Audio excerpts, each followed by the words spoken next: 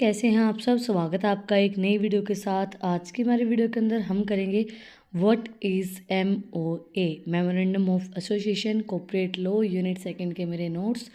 जो हमारी पिछली वीडियो थी उसके अंदर हमने किया था prospectus and types of prospectus. अगर आपने वो वीडियो नहीं देखी है तो उसका लिंक डिस्क्रिप्शन में है, आप लोग जाके चेक कर सकते हैं। और अगर आप चैनल पे नए हैं तो सबसे पहले चैनल को जाकर सब्सक्राइब करें, बेल आइकन प्रेस करें फॉर न्यू अपडेट्स। तो आज की हमारी वीडियो के अंदर हम करते हैं मेमोरेंडम ऑफ एसोसिएशन। हमने ये चीज़ें पहले पढ़ी हैं, एसएस के अंदर हमारे स्टार्ट हो जाते हैं 7th-8th क्लास के अंदर। Memorandum of association and article of association.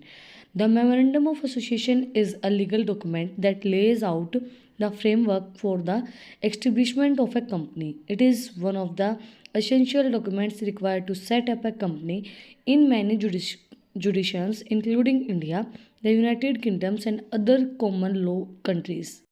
MOA memorandum of association एक लीगल डॉक्यूमेंट होता है जब भी हम कोई भी कंपनी को एक्स्टेब्लिश करते बनाते हैं, कोई नई कंपनी फॉर्मेट की जाती है तो उस टाइम पे हमें मेमोरेंडम ऑफ एसोसिएशन बनाना पड़ता है। लीगल ये काम होता है हमारा। अगर कोई कंपनी लीगली बनाई जाती है इंडिया के अंदर, यूनाइटेड किंगडम के अंदर, और जो कॉमन हमारी लॉ कंट्रीज़ है उनके अंदर अगर कोई कंपनी बनाई जाती है तो MOA जो डॉक्यूमेंट है वो कंपल्सरी होता है। मेमोरेंडम ऑफ एसोसिएशन ये एक एसेंशियल डॉक्यूमेंट है और इसका ज़रूरी है वो अगर कोई कंपनी एस्टेब्लिश कर रहा है तो वहाँ पे ये डॉक्यूमेंट ज़रूरी होता है। इस डॉक्यूमेंट के अंदर क्या क्या चीज़ें लिखी जाती हैं। MOA includes the company name, register office address, nature of business, authorized share capital, and the name and signature of the subscriber who are the intellectual shareholder. It also outlines the company objective, power and limitation which the company must operate within. MOA जो है memorandum of association वो include करता है जो name है company का, वो register office जो हमारा एड्रेस है, वो हमारा बिज़नेस किस तरीके का है, नेचर ऑफ बिज़नेस, ऑथराइज्ड हमारे पास कितने शेयर कैपिटल है, वो हमारे जो सब्सक्राइबर्स हैं मतलब जो हमारे शेयर होल्डर हैं वो उनके सिग्नेचर, वो सब चीज़ें इसके अंदर होंगी। और इसके हमारी कंपनी को बनाने का क्या ऑब्जेक्टिव होगा, क्या लिमिटेशंस होंगी और किस तरीके से हम उसको ऑपरेट करेंगे। The MOA is a critical as that defines the company's scope of activity and help protect the shareholder interest. Any changes to MOA requires approval for the shareholder and regulate authority depending on the judicious rules regulation. MOA जो है वो define करता है company का क्या हमारा scope रहेगा, क्या शेयर होल्डर का इंटरेस्ट रहेगा, किस लिए ये जो शेयर होल्डर्स हैं, जो बंदे हैं, वो क्यों कंपनी को फॉर्मेट कर रहे हैं। और अगर उनको MOA के अंदर मेमोरेंडम ऑफ एसोसिएशन के अंदर कोई भी चेंज करना है तो जो शेयर होल्डर है उनकी परमिशन लेनी पड़ेगी और अथॉरिटीज़ की परमिशन लेनी पड़ेगी और रूल्स रेगुलेशन के अकॉर्डिंगली ही हम उसके अंदर चेंज कर सकते हैं, नहीं तो हम मेमोरेंडम ऑफ एसोसिएशन के अंदर कोई भी चेंज नहीं कर सकते हैं।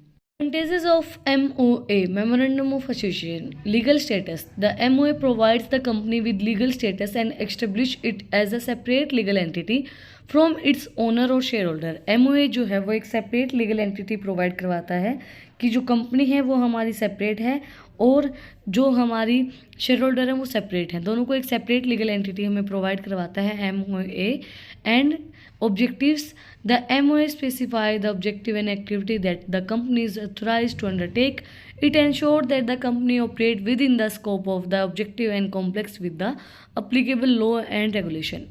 MOA जो है वो क्या बताता है कि कंपनी जो हम बना रहे हैं उसका ऑब्जेक्टिव क्या रहेगा, उसकी क्या क्या हमारी स्कोप रहेंगे, क्या ऑब्जेक्टिव रहेगा और किस तरीके से लॉ और रेगुलेशन हम यूज़ करेंगे उस कंपनी को फॉर्मेट करने के लिए और उसको चलाने के लिए हम कौन कौन से रूल रेगुलेशन का यूज़ करेंगे, उस चीज़ को हमें हमारा रिटर्न में बताता है MOA।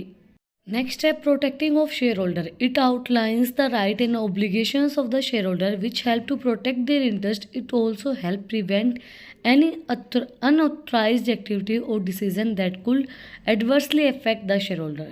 प्रोटेक्ट करता है शेयर होल्डर को, जो भी राइट्स होते हैं, जो भी शेयर होल्डर को राइट मिलने चाहिए, जो भी इंटरेस्ट शेयर होल्डर को मिलना चाहिए, वो सब चीज़ें बताता है कि भाई ये इंटरेस्ट इनको मिलेंगे, ये लीगली मतलब राइट किया गया है, ये सब चीज़ें लीगली लिखी जाती हैं और वो उनको प्रोटेक्ट करने के, शेयर होल्डर के इंटरेस्ट को प्रोटेक्ट करने के लिए MOA हेल्पफुल रहता है।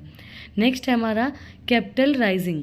The MOA specify the company's authorized share capital which help investors understand the potential size of the company and the amount of capital required for its operation. This help in raising capital through the issuance of shares.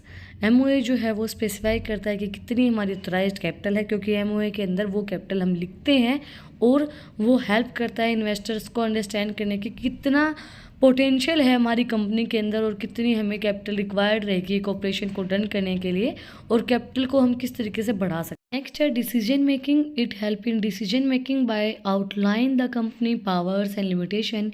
It guides the management and directors on the activity the company can undertake which help them make informed decision.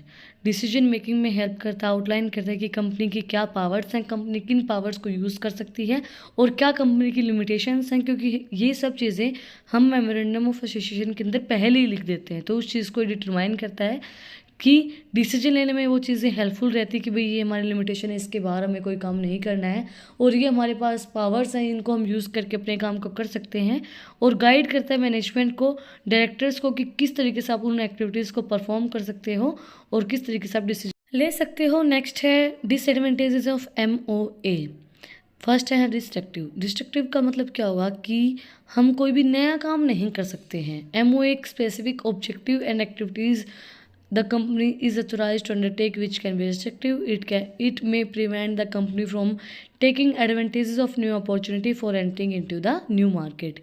MOA के अंदर एक specific objective और activities होती हैं और वो चीज़ें सब उसके अंदर लिखी होती हैं। अगर हमें कोई नई अपॉर्चुनिटीज़ मिल रही हैं, अगर हम कोई नई मार्केट के अंदर जा रहे हैं, तो उस चीज़ के अंदर हमें MOA के अंदर वो चीज़ नहीं होती है, तो वो चीज़ें हमें हमारे लिए रिस्ट्रिक्शंस हो सकती हैं, हम उस चीज़ को नहीं कर पाते हैं। तो इसलिए इसकी डिसएडवांटेजेस हैं कि हम नई अपॉर्चुनिटीज़ को नहीं कर पाते हैं। Difficulty in changing the MOA is a legal document. Any change to its require the approval of shareholder and the relevant authorities. This can be lengthy and complicated process. Difficulty है change करने के लिए, क्योंकि सारे document जो हैं ये legally होते हैं। अगर आपको इनको चेंज करना है तो आपको शेयर होल्डर की और जो अथॉरिटीज़ हैं उनकी परमिशन लेनी पड़ेगी, और ये बहुत ही लेंथी और कॉम्प्लिकेटेड प्रोसेस होती है कि भाई उनकी परमिशन लो, वो देंगे नहीं देंगे। तो इसके अंदर डिफ़िकल्टी हम कोई भी चेंज करना, अगर एक बार मेमोरेंडम ऑफ एसोसिएशन बन गया तो उसको चेंज करना बहुत ज़्यादा डिफिकल्ट हो जाता है। नेक्स्ट है limited liabilities. The liabilities of the member of the company may be limited, but this may not always be an advantage. In some cases, it may make it more difficult for the companies to raise capital, as investors may be hesitate to invest in any company with limited liability.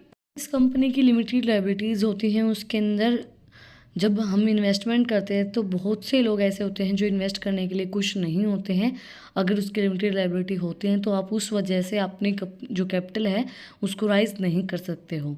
तो ये हमारे लिए एक disadvantages हो सकती है अगर आपको उसकी कंपनी की कैपिटल को बढ़ाना है तो।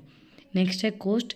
The process of drafting and registering the MOA can be expensive, specially if legal existence is required. अगर आपको लीगली कोई काम करना है तो वो जो प्रोसेस है एक कंपनी को बनाने के लिए वो बहुत ज़्यादा एक्सपेंसिव हो जाती है।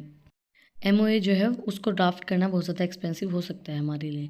नेक्स्ट है public disclosure. The MOA is a public document and its content are available for public inspections. They may be reveal sensitive information about the company objective and operations to competitor and other stakeholders. MOA जो है वो एक public document होता है, सब उसके अंदर जो उसका कंटेंट होता है वो सबको पब्लिक इंस्पेक्शन के अंदर वो दिखेगा। अगर तो मतलब कोई भी चीज़ वो नहीं रहेगी कि भाई सीक्रेट आप कोई भी नहीं देख सकते हो। MOA के अंदर जितनी भी चीज़ें होती है, भाई आपकी कंपनी की कितनी कैपिटल है, वो सब चीज़ें उसके अंदर लिखी होती हैं कि क्या आप लोगों का ऑब्जेक्टिव है, क्या चीज़ें हैं, क्योंकि पब्लिक कंपनी उसके बारे में हर एक डिटेल उसको मिलेगी, कितना पैसा है, कितने शेयर होल्डर है, वो हर चीज़ मिलेगी। तो आप कंपनी के अंदर कोई भी सीक्रेट नहीं रख सकते हो। तो ये भी एक डिसएडवांटेजेस हैं MOA के। इसी के साथ आज का जो हमारा टॉपिक है वो कंप्लीट हो गया है, memorandum of association, advantages and disadvantages. अगर आपको आज की वीडियो पसंद आई तो आप लोग को पता ही क्या करना है, कमेंट सेक्शन में मुझे बताना है कि आपको वीडियो कैसी लगी। कोई भी डाउट है तो वो भी आप लोग कमेंट सेक्शन में मुझसे पूछ सकते हैं। और अगर आपको इन टॉपिक्स की PDF चाहिए तो टेलीग्राम चैनल का लिंक भी डिस्क्रिप्शन में, आप उसको जाके सब्सक्राइब कर सकते हैं। और मुझे इंस्टाग्राम पे भी फॉलो करें, उसका भी लिंक डिस्क्रिप्शन में है, नई नई रील्स को देखने के लिए। फिर मिलते हैं एक नई वीडियो के साथ, एक नए टॉपिक के साथ। Like share and subscribe. Thank you for watching my video.